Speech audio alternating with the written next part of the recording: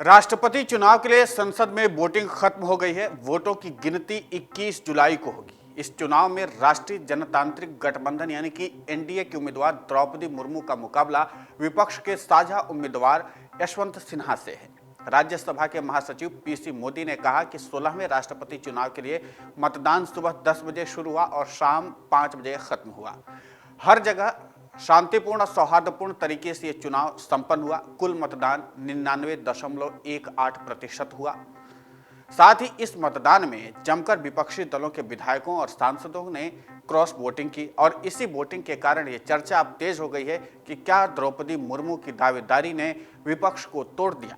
इसी सवाल के जरिए हमने अपने दर्शकों से पोल के जरिए मतदान करने को कहा और आम लोगों की प्रतिक्रियाओं को शामिल किया है। लोगों ने अपने वोट के जरिए बताया कि वो क्या सोचते हैं। तो चलिए हम आपको दिखा देते हैं कि कितने प्रतिशत लोगों ने अपने वोट के जरिए हाँ और ना में जवाब दिया है। दरअसल 78% लोगों का मानना है कि द्रौपदी मुर्मू की दावेदारी ने विपक्ष को तोड़ दिया है। इसके अलावा 22% लोगों का नहीं मानना है, क्योंकि द्रौपदी मुर्मू की दावेदारी से विपक्ष में कोई फर्क नहीं पड़ा है। हालांकि इस बीच हमने दर्शकों के कमेंट को भी लिया है और आपके बीच साझा भी करते हैं, इसलिए हमने एक एक करके बताने का फैसला किया है कि आप दर्शकों ने क्या क्या कमेंट किया है। हमारे पास दर्शकों ने पोल पर क्या अपनी राय दी, उसको भी हम आपके साथ साझा करते हैं। हमारे एक दर्शकों में से एक गजानन राव राजरकर लिखते हैं, यशवंत सिन्हा जी की एक ही क्वालिफिकेशन है कि वो नरेंद्र मोदी जी का द्वेष करते हैं। वही रघुवर दयाल व्यास लिखते हैं कि द्रौपदी मुर्मू जी राष्ट्रपति के लिए लायक हैं, उनको बहुत बहुत बधाई। वहीं इंद्रचंद्र रखेचा लिखते हैं, विपक्ष और कमजोर हो जाएगा इस राष्ट्रपति और उपराष्ट्रपति चुनाव के बाद। स्वीटी कुमारी लिखती हैं, मोदी जी को 2024 में इलेक्शन जीतना है। इलेक्शन जीतने के लिए मुर्मू जी से अच्छा कोई और ऑप्शन नहीं मिलेगा। नरेंद्र मुरारीकर लिखते हैं, द्रौपदी मुर्मू आपकी जीत होगी, बहुत बहुत बधाई। संतोष चंद्रवंशी लिखते हैं, द्रौपदी मुर्मू जी को अग्रिम भारत के सर्वोच्च महामहिम राष्ट्रपति निर्वाचित होने पर अशेष बधाई एवं शुभकामनाएं।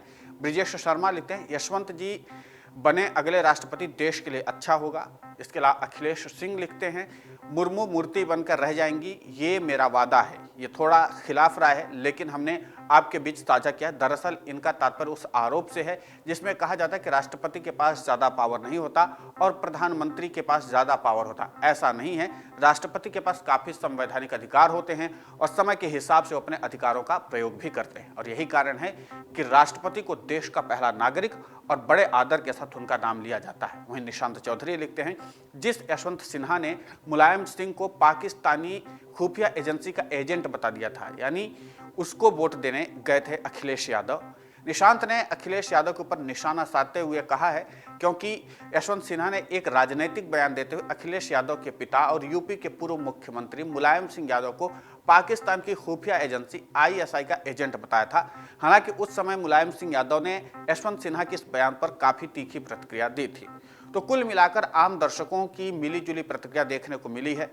इस बीच कई विपक्षी दलों के जनप्रतिनिधियों ने अपनी पार्टी की तरफ से जारी व्हीप को नज़रअंदाज करते हुए अपने मन के मुताबिक मतदान का प्रयोग किया और इसीलिए हमने आप दर्शकों के सामने ये सवाल रखा है। हालांकि क्रॉस वोटिंग करने वाले जनप्रतिनिधियों की पार्टी के बारे में बात करें तो कांग्रेस, एनसीपी, समाजवादी पार्टी के जनप्रतिनिधियों ने क्रॉस वोटिंग की है। इसके अलावा शिरोमणि अकाली दल के विधायक ने विरोध करते हुए एनडीए की उम्मीदवार द्रौपदी मुर्मू को वोट देने के बजाय यशवंत सिन्हा को वोट दिया है। लेकिन कुल मिलाकर विपक्षी एकता पर सवाल उठना लाजमी है, क्योंकि जिस तरीके से काफ़ी संख्या में क्रॉस वोटिंग की गई उसके बाद ये सवाल उठने लगे हैं। क्योंकि पहली बार ऐसा हुआ है कि विपक्षी एकता को तोड़ते हुए, जबकि तमाम विपक्षी दलों की तरफ से कहा जा रहा था कि हमारी एकता काफ़ी मजबूत है और यशवंत सिन्हा को हम राष्ट्रपति चुनाव जितवा सकते हैं, लेकिन यहाँ पर मामला उल्टा पड़ गया।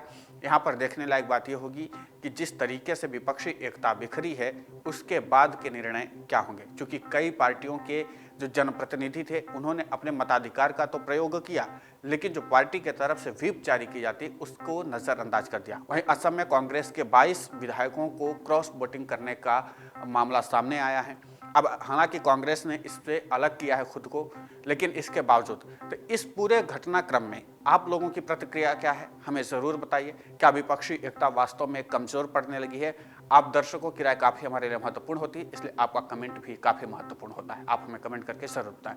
नमस्कार। डाउनलोड करें अमर उजाला ऐप और पाएं खबरें लगातार। अगर आप ये वीडियो YouTube पर देख रहे हैं तो हमारे चैनल को सब्सक्राइब करें और बेल आइकन को दबाना ना भूलें। अगर आप Facebook पर ये वीडियो देख रहे हैं तो हमारे पेज को लाइक करें।